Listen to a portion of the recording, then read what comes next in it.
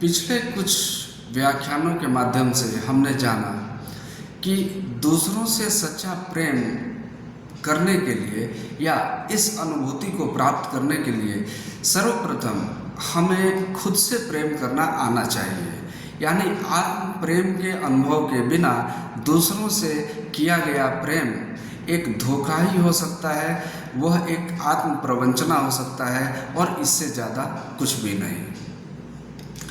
तो अब हम आज ये जानेंगे कि आत्म प्रेम की कला क्या है और इसका अनुभव हम कैसे कर सकते हैं, किस विधि से स्वयं से भी प्रेम कर सकते हैं।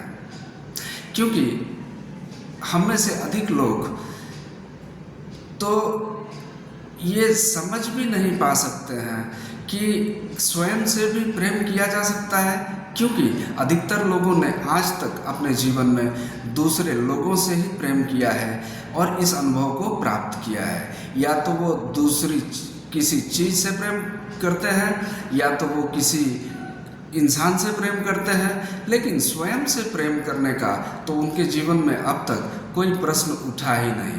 उन्होंने इस बारे में अब तक कुछ विचार किया ही नहीं। तो पिछली कुछ बातों से यह प्रमाणित हो चुका है कि बिना स्वयं से प्रेम के अनुभव को प्राप्त किए आप दूसरों से असली अर्थों में प्रेम नहीं कर सकते। तो आज हम इस प्रश्न का उत्तर पाएंगे कि स्वयं से प्रेम कैसे करें।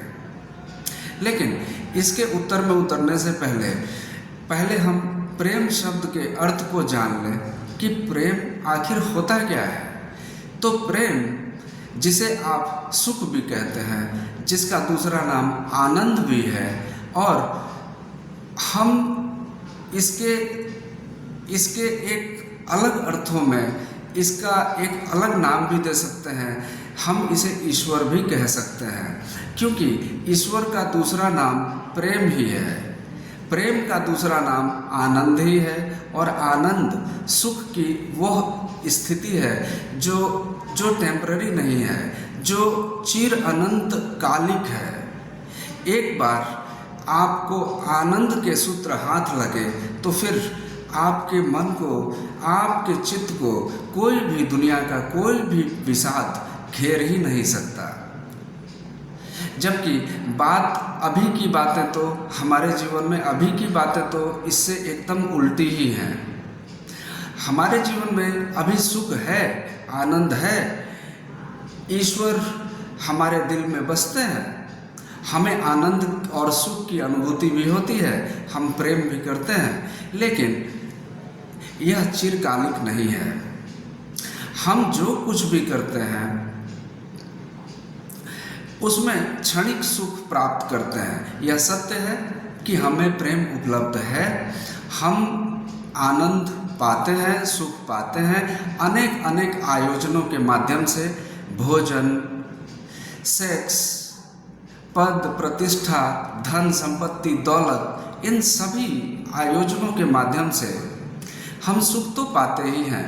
पर दूसरा सत्य यह भी है कि ये जो भी सुख मिलते हैं, इन साधनों से जो भी सुख हमने आज तक पाया है वो क्षणिक ही रहा है, और फिर इसके बाद एक गहरी अशांति, एक गहरा संताप और शोक और दुख हमारे मन को फिर से घेर लेता है। तो ऐसे सुख का कुछ ज़्यादा मतलब नहीं निकलता। लेकिन जिस सुख की मैं बात कर रहा हूँ वह चिरकालिक है, वह अनंत है। तो सुख जो किसी क्रिया में करने से उतरे,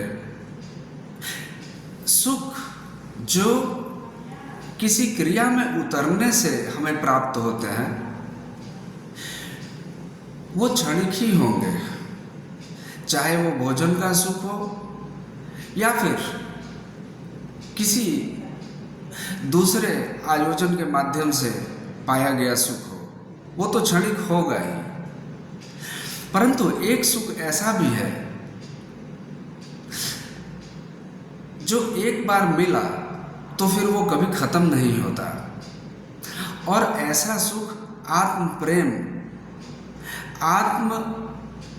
प्रेम को उपलब्ध होके ही पाया जा सकता है।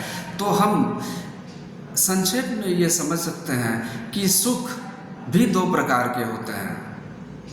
अंतिम चीज तो जिसको सारी मनुष्य जाति ढूंढ रही है वो तो सुख ही है। तो सुख दो प्रकार के हो सकते हैं, एक जो क्षणिक है, दूसरा जो अनंत कालिक है, जिसका कभी कोई अंत नहीं होता। और जाने अनजाने सारी मनुष्य जाति उसी सुख की तलाश में है। यह वैसा ही है जैसे हिरण के नाभि में ही वो सुगंधी होती है, लेकिन बेचारा हिरण उसे सारा जीवन वो जंगलों में ढूंढता है, वह पहाड़ों में घूमता है, वह अनंत यात्राएं करता है। जो सुख की अनुभूति थोड़ी होश से हमें यही और अभी उपलब्ध हो सकती है, हम उसे जिंदगी भर अनेकानेक आयोजन करके पाने की कोशिश करते हैं। और यही मनुष्य जाति के दुख का मूल कारण है, क्योंकि जो बिना कुछ किए ही उपलब्ध हो जाए सुख अनंत, उसे कुछ करने की क्या जरूरत है। तो यहाँ मैं संक्षेप में ये कहना चाहूँगा कि सुख दो प्रकार के हैं, एक क्षणिक और एक आपका चिरकालिक। तो जब हम किसी क्रिया में उतर के किसी सुख को प्राप्त करते हैं तो वो सुख क्षणिक ही होगा, और ये हमारा अनुभव भी है। आप भी देख लीजिए अपने जीवन में, जो कुछ करके जो सुख मिला हो वो अनंत हुआ ही नहीं, हो भी नहीं सकता। और एक सुख है जो अनंत है, लेकिन इस सुख को पाने के लिए हमें किसी क्रिया में उतरने की कोई भी जरूरत नहीं है, क्योंकि क्रिया में उतर के अगर हम किसी सुख को पाते हैं तो वो क्षणिक होगा, और अक्रिया से पाया गया सुख परमानेंट होता है। और बुद्ध पुरुषों ने जिस सुख को पाया वो अक्रिया से प्राप्त हुआ सुख था। और आज भी जो मनुष्य अक्रिया में उतर के उस सुख, आनंद और प्रेम जिसकी मैं बात कर रहा था, अगर उसको उपलब्ध हो जाए तो इससे अच्छी बात क्या होगी। बिना कुछ किए और इतने अच्छे प्रमाण, इतने अच्छे परिणाम और कर के भी हम एक दुष्चक्र में फंस जाते हैं। हम उन्हीं क्रियाओं को, आप अपने जीवन में इस बात को ध्यान दीजिए कि हम क्रियाओं के माध्यम से सुख को अर्जित करना चाहते हैं, और इस चक्कर में हम उन क्रियाओं को बार बार यानी यह एक दुष्चक्र गोल गोल घूमते रहता है। ये सारी क्रियाएं चलते रहती हैं, हमें सुख भी मिलते रहता है, लेकिन 1% सुख मिलता है और 99% विषाद फिर से मन को घेर लेता है। तो चुनाव हमारा होना चाहिए कि हम ऐसे सुख के पीछे पड़ें, या फिर अगर कुछ करना ही नहीं पड़े, अक्रिया में उतर के चिर अनंत कालिक सुख का अनुभव हमें हो सकता है, तो फिर हम क्यों इस दुष्चक्र में पड़े। और यही तो सारे बुद्ध पुरुषों की शिक्षा का सार है कि अक्रिया में उतर के आप इस दुष्चक्र के पार जा सकते हैं, और दुष्चक्र के पार जो भी निकल जाता है वह मुक्त हो जाता है। फिर दुख और सुख उस पर कोई काम नहीं करते, कोई असर नहीं डालते, और यही स्थिति तो पानी है। इस दुष्चक्र से हम सबको बाहर निकलना है, लेकिन ये कैसे होगा? यह होगा आत्म प्रेम के माध्यम से। और हमने ये जान लिया संक्षेप में कि जो सुख क्रियाओं के माध्यम से मिले वो टेम्पररी है, जो सुख अक्रिया में उतर के मिले वो परमानेंट है और वही प्रमाणिक है, और जिसका अंतिम परिणाम ऐसा निकलता हो कि फिर हमें किसी क्रिया में उतरने की ज़रूरत न पड़ती हो, हमें उस दुष्चक्र में उलझने की ज़रूरत न पड़ती हो, तो आ गया हमारा घर। हम आ गए अपने स्वभाव में, हम हो गए शुद्ध, हमारी सारी इच्छाएं गिर गई, हमारी सारी वासनाएं गिर गई, लालच गिरा, काम वासना गिरा, सब गिर गया और आप हो गए शुद्ध। और तब जब जिस सुख का आनंद आपको होगा तो आप स्वयं ही जान जाएंगे कि ईश्वर उस सुख से अलग नहीं है और आप परमानंद के महासागर में डूब जाएंगे। और तब आपकी हस्ती कहीं बचेगी भी नहीं, तब तो सिर्फ वही रहेगा जो है। खैर, ये बहुत गहरी बातें हो गई। अभी जिनको यहाँ तक पहुँचना हो कि आत्म प्रेम को कैसे उपलब्ध हो, हम स्वयं से प्रेम करके अगर चिरकालिक सुख को प्राप्त कर सकते हैं तो हमें ये कला आनी ही चाहिए। तो हम इस कला को कैसे सीखें, कैसे आत्म प्रेम की कला को विकसित करें और परमानेंटली हम आनंद के महासागर में विलीन हो जाए, हमारे दुख में कोई शोक और संताप न बचे।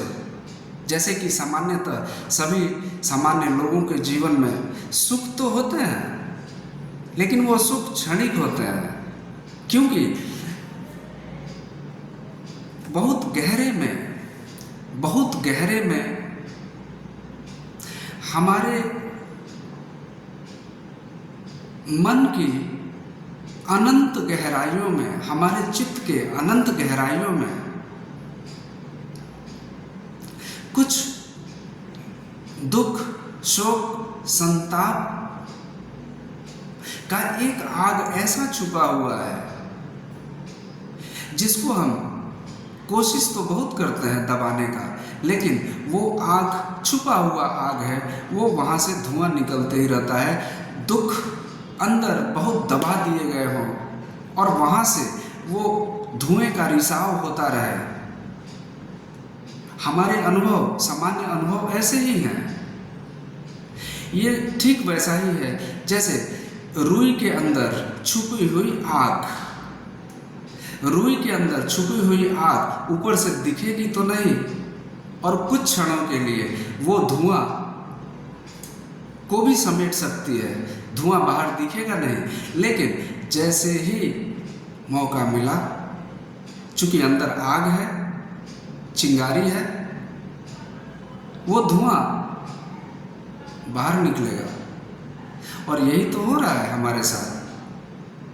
हम कुछ करके कितना कुछ करते हैं कि ये दुख रूपी धुएं का जो रिसाव है, जो अंदर दुख छुपा हुआ है हमारी गहरी चित्त वृत्तियों में, वहाँ से ये दुर्गंध, ये जो धुआं निकलता है, ये हमारे जीवन में दुर्गंध भर देता है। हमारा मन बेचैन हो जाता है, हम अशांत हो जाते हैं। अब इस अशांति में मनुष्य तरह के आयोजन ना करे तो क्या करे? वो अपने आप को किसी तरीके से थोड़ा राहत पहुंचाने की कोशिश करता है। वह धन की दौड़ में लग जाता है। इस धुएं की दुर्गंध जो कि आपकी अंतर चेतना में गहरे बैठी हुई है, वो वैसे ही धुआं निकल रहा है जैसे रुई के भीतर चिंगारी छुपी हो तो धुआं आप चाहे जितना भी रोकना चाहें बिना उसके मूल कारणों तक पहुंचे हुए आप इस धुएं को नहीं रोक सकते। आप उसके ऊपर कवर लगा दें, आप उसको अनेकानेक आयोजनों के माध्यम से आप चाहे तो उस धुएं को रोकने की कोशिश करें, थोड़ी देर के लिए वो रुक भी जाएगा, लेकिन यह क्षणिक होगा। तो हम स्वादिष्ट भोजनों के माध्यम से सेक्स में उतर के अच्छा नाम, पद, प्रतिष्ठा, अनेकानेक आयोजन जो करते हैं, क्या वो ये कोशिश नहीं है कि हम दुख जो गहरे में, बहुत गहरे में हमारे अंदर बैठा हुआ है, जो एक दुर्गंध, एक बहुत ही गंदा धुआं छोड़ रहा है, और उस धुएं का स्मेल जैसे ही हमारे चेतना में आती है, हमारा मन जैसे ही उस दुर्गंध को महसूस करता है, हमारा मन विचलित होने लगता है। फिर हम इस दुर्गंध से मुक्ति पाने के लिए, इन दुखों से मुक्ति पाने के लिए हम अनेक दिशाओं में दौड़ लगाते हैं। और यह एक ऐसा चक्र है, इसको दुष्चक्र कहना चाहिए, क्योंकि जिन क्रियाओं के माध्यम से हम अपने आप को संतुष्ट करना चाहते हैं, हम चाहे उस चीज को कितनी ही बार कर लेते हैं, जैसे भोजन कई बार खाया, स्वादिष्ट भोजन कई बार खाया, लेकिन फिर वही का वही, दुख हमारा वही का वही है। फिर अगली बार उससे भी अच्छा स्वादिष्ट भोजन के माध्यम से हम अपने दुखों पे पर्दा डालने की कोशिश करेंगे, उस उठते हुए दुर्गंध, उस धुएं को छुपाने का कोशिश करेंगे। तो हम कुछ नहीं कर रहे, क्योंकि करना तो तब हुआ जब हम परमानेंट सुख को उपलब्ध हो सके, कुछ वैसा, क्योंकि कर करके तो हम इस जाल में और भी उलझते जा रहे हैं। हमारा जीवन जा रहा है, हमारा समय जा रहा है, और हमें परमानेंट सुख और आनंद और शांति का कभी अनुभव नहीं हो पा रहा है। यह तो प्रामाणिक है सभी सामान्य लोगों के जीवन में। आप अपने जीवन में मिला के देख लेना, हमने आज तक जो भी कुछ किया उससे क्षणिक सुख जरूर मिला, लेकिन उससे अधिक हमें बेचैनी और परेशानी ही मिली। तो क्रिया जनित सुख का स्वभाव ऐसा है, और जो आत्म ज्ञान, आत्म प्रेम जनित जो सुख है, उसका अंतिम परिणाम बहुत ही मीठा है। वो उस चिंगारी को जो छुपी हुई है, अंतर चित्त में छुपी हुई उस चिंगारी को, जहाँ से दुखों का, चिंताओं का, परेशानियों का, विषाद, शोक, संताप का धुआं हमारे जीवन में दुर्गंध फैलाता है, और हम मजबूर हो जाते हैं कि हम कोई तरीका ढूंढें उस धुएं से बचने के लिए। हम कोई तरीका ढूंढते हैं और ढूंढ भी लेते हैं। तो इस समस्या का परमानेंट सॉल्यूशन अक्रिया में उतर के प्रेम, आत्म प्रेम का अनुभव करके आप बहुत ही आसानी से घर बैठे भी कर सकते हैं। और ये मैं किसी को सुन के अगर कहता तो ये उतना प्रभावी नहीं हो सकता, क्योंकि मैं प्रमाण हूँ स्वयं के लिए। अभी तो मैं सिर्फ स्वयं के लिए ही प्रमाण हूँ, लेकिन मेरी बातों को अगर आप चिंतन और मनन करके अगर आप अपने जीवन में इसको लाते हैं, मेरे अनुभवों को विचार पूर्वक समझ के अगर आप इसे अपना अनुभव बनाते हैं, तो आप भी वही कहेंगे जो आज मैं कह रहा हूँ। क्योंकि यह मेरे लिए संभव हुआ है तो यह संभावना सारे मनुष्य जाति के लिए है। अगर बुद्ध के लिए संभव है तो वो मेरे लिए भी संभव है, और मेरे लिए संभव है तो आपके लिए भी संभव है। तो हम बात कर रहे थे कि आत्म प्रेम की जरूरत क्यों है। तो संक्षेप में हमें ये जानना चाहिए कि आत्म प्रेम हमें मुक्ति का मार्ग दिखाता है। उसके बाद हम किसी भी सांसारिक चीज के पीछे पागल नहीं रह जाते, क्योंकि उसकी कोई आवश्यकता ही नहीं है। आपके मन में असीम शांति, प्रेम और आनंद उतर आया होता है। जब आप आत्म प्रेम के कला को जान जाते हैं तो आप भिखारी नहीं रह जाते, आप आंतरिक रूप से एक सम्राट हो जाते हैं। और सम्राट दुनिया के क्षुद्र चीजों के पीछे भागते नहीं हैं, क्योंकि वो संतुष्ट हैं, वो तृप्त हैं। तो यह उपलब्धि किसी क्रिया में उतर के नहीं हो सकती, ये चीज भी हमने जान लिया। इसके लिए अक्रिया में उतरना होता है। तो अब हमें ये समझने की जरूरत है कि आत्म प्रेम को उपलब्ध हम कैसे हो, हम कैसे स्वयं से प्रेम करें। क्योंकि आज तक तो इतिहास गवाह है कि विश्वविद्यालयों में और विद्यालयों में या शैक्षणिक संस्थानों में शायद ही कभी किसी ने आत्म प्रेम यानी स्वयं से प्रेम करने की कला के बारे में बात की हो। और हम सबका अनुभव भी यही है कि जब से आंख खुली तब से हमने दूसरे लोगों को प्रेम किया, चाहे वो हमारी माँ हो, पिता हो, दोस्त हो, बहन हो, भाई हो, पत्नी हो। लेकिन स्वयं से प्रेम करने का तो हमारे जीवन में अब तक कोई प्रश्न था भी नहीं। लेकिन जब आपने पीछे के व्याख्यान के कुछ अंश सुने हैं, तब आप ये जानते हैं कि बिना आत्म प्रेम की कला को विकसित किए हुए आप परमानेंट सुख, आनंद जिसकी तलाश सारे मनुष्य जाति की है, वही अंतिम तलाश है, आप उसको उपलब्ध नहीं हो सकते। वह अनंत सुख और शांति आत्म प्रेम के माध्यम से ही मिल सकता है। हम सब अब जान गए। तो अब आइए अब जानते हैं कि अगर यह अक्रिया में उतरने से होता है तो हम अक्रिया में कैसे उतरें। तो जवाब भी बहुत ही स्पष्ट और सीधा साधा सा जवाब है। आपको कुछ नहीं करना। अक्रिया मतलब कुछ नहीं करना।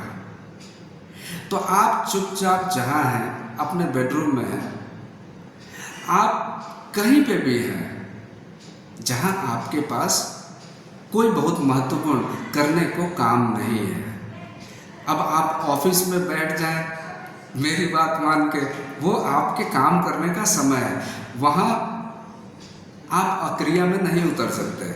आप वहाँ गए हैं काम करने, वहाँ काम करिए। जब आप घर पे होते हैं या बागीचा में होते हैं, जब आप अपने आप को व्यस्त रखते हैं किसी चीज को करके, किसी क्रिया के माध्यम से जो आप सुख प्राप्त करना चाहते हैं, उस जगह पे मैं कह रहा हूँ कि आप जहाँ पे भी हैं, बागीचा में हो, जंगल में हो, पहाड़ पे हो, घर में हो, आप उस जगह पे चुपचाप आंख बंद करके बैठ जाइए और आप अपने सांस, क्योंकि सांसों से ही हमारा जीवन जुड़ा हुआ है, तो ये सांस ही वो डोर बनेगी, यही वो माध्यम बनेगा जो आपको आत्म साक्षात्कार करवाएगा, आत्म दर्शन करवाएगा, और वहीं पे ये प्रेम रूपी फूल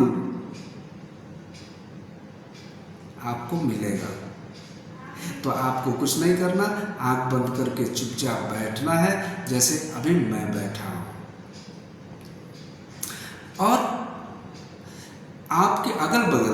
जो कुछ भी हरकत, जो भी क्रियाएं होती हैं, आप चिंता न लें।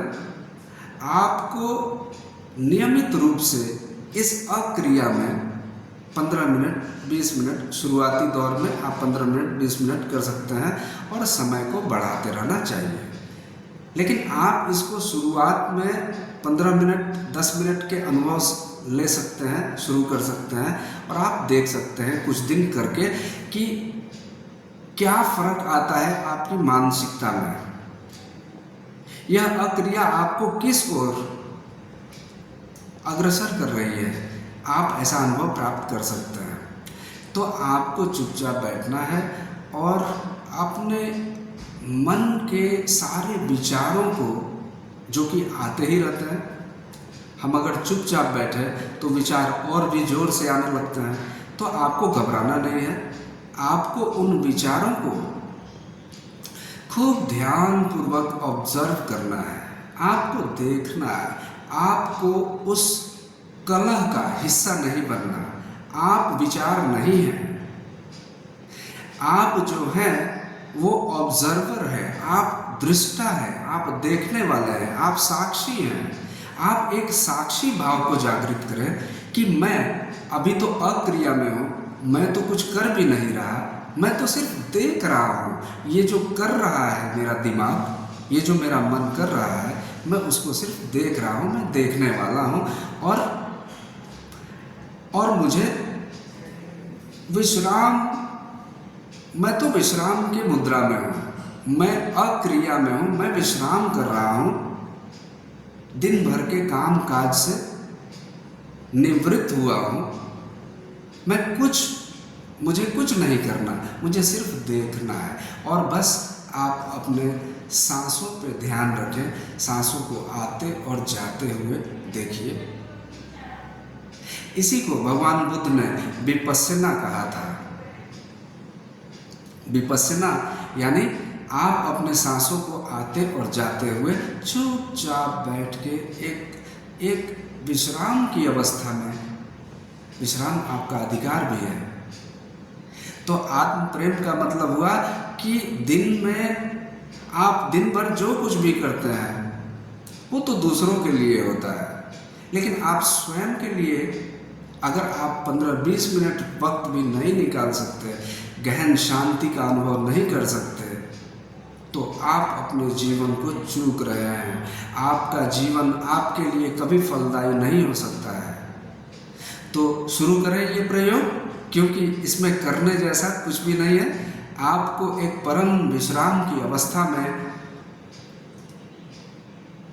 प्रवेश करना है, गहन शांति को अनुभव करना है, अपने एग्जिस्टेंस को एक्सपीरियंस करना है, महसूस करना है। और यह प्रयोग नियमित रूप से आप करते रहिए और इसके परिणाम जो होंगे, आपके किए गए क्रिया के वो परिणाम कभी भी आज तक नहीं हुए हैं और नहीं हो सकते हैं। और ये मेरा व्यक्तिगत अनुभव भी रहा है, इसलिए यह बात प्रमाणित भी होती है। क्योंकि मैं भी खूब दौड़ा, जैसे लोग दौड़ते, बहुत कुछ पाया भी, लेकिन जितना पाया उतना ही मानसिक दरिद्रता से ग्रसित भी हो गया।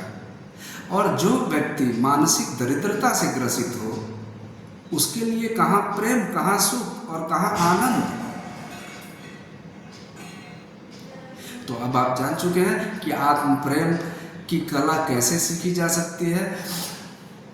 बाकी अब आज की चर्चाओं को हम संक्षेप में एक बार दोहरा लें। तो हमने ये जाना कि सच्चे अर्थों में प्रेम को जानने के लिए आत्म प्रेम को जानना पड़ता है। और प्रेम वही चीज़ है जिसे सारी मनुष्य जाति सदियों से ढूंढ रही है, लेकिन कुछ ही ढूंढ पाए हैं। प्रेम यानी सुख। हम जो कुछ भी करते हैं, जो भी आयोजन संसार में करते हैं, सुख ही तो अंतिम परिणाम है। सुख ही तो चाहिए। स्त्री से भी सुख चाहते हैं, धन दौलत से भी सुख चाहते हैं, कोई बड़ा पद प्रतिष्ठा हो उससे भी सुख चाहते हैं, तो सुख ही तो चाहिए। और सुख का पर्यायवाची ही तो है प्रेम, और प्रेम का पर्यायवाची ही तो है ईश्वर और आनंद। और ये किसको नहीं चाहिए? हम सबको चाहिए। तो सुख दो तरीके से प्राप्त किया जा सकता है। एक क्रियाओं के माध्यम से हमने जाना, लेकिन वो सुख परमानेंट नहीं होते, वो क्षणिक सुख होते हैं। और एक अक्रिया में उतर के जो कि परमानेंट होता है।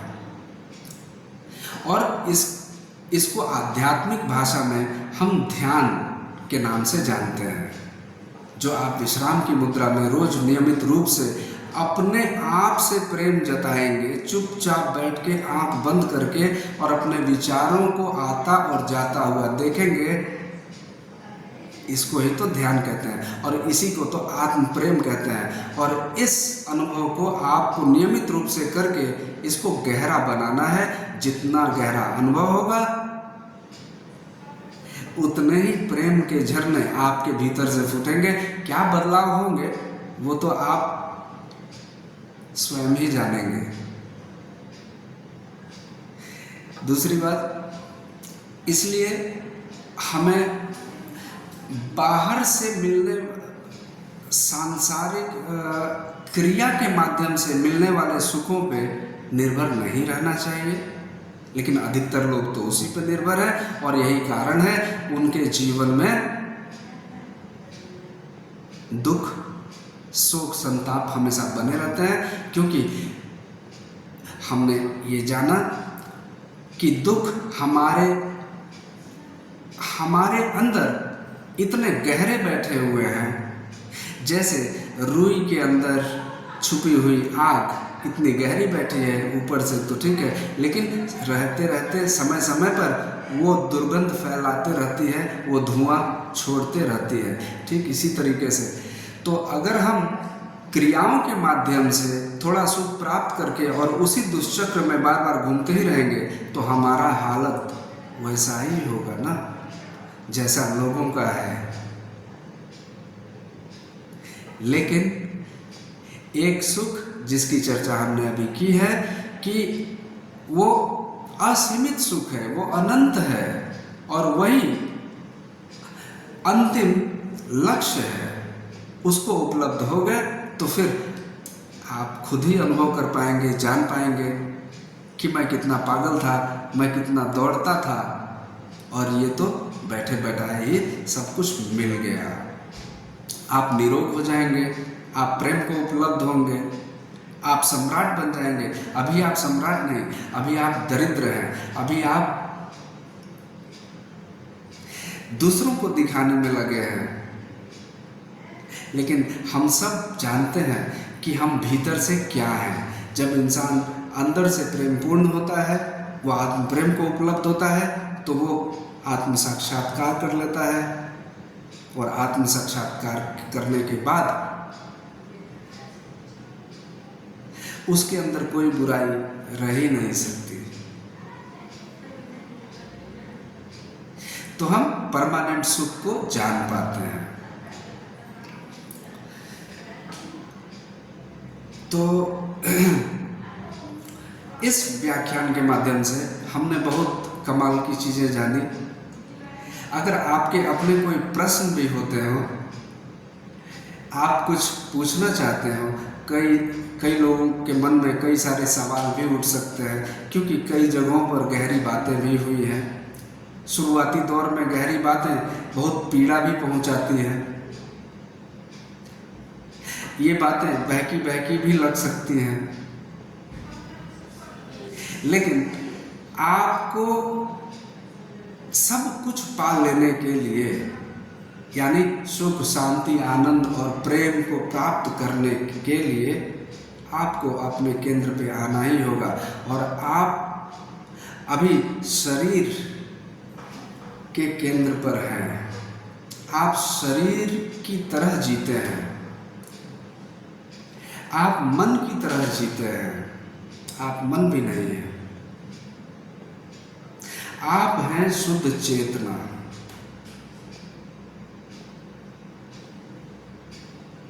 सार यही है, लेकिन सार तक पहुंचने के लिए थोड़ा श्रम उठाना जरूरी है। तो आप ये प्रयोग करें, ध्यान का प्रयोग धीरे धीरे करें और अपने जीवन में आने वाले बदलावों को आप नोटिस करेंगे। और बीच में कोई प्रश्न आपके मन में उठता हो तो आप ज़रूर पूछें। और यदि लाइव आके भी आपके प्रश्नों का उत्तर देना पड़ा तो मैं उसके लिए सौभाग्यशाली समझूंगा अपने आप को।